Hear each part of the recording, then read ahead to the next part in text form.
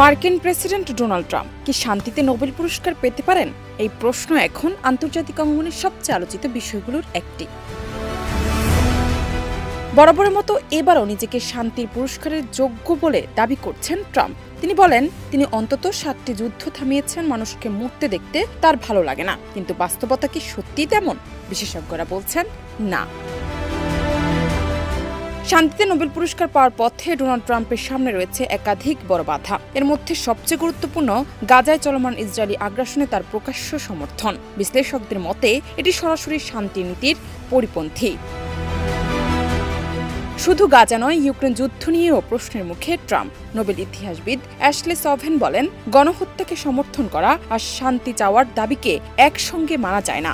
তিনি উল্লেখ করেন, পুতিনের মতো নেতাকে লাল গালিচায় বরণ করে এবং যুদ্ধের বিরুদ্ধে অবস্থান না নিয়ে বরং তিনি বিশ্বকে আরও অনিশ্চয়তার দিকে ঠেলে দিচ্ছেন।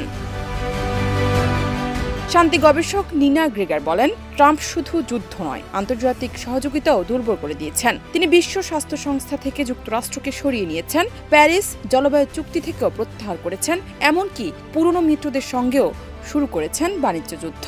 বিশ্লেষকদের মতে এসব কারণেই ট্রাম্পের শান্তিতে নোবেল পাওয়ার সম্ভাবনা প্রায় শূন্য।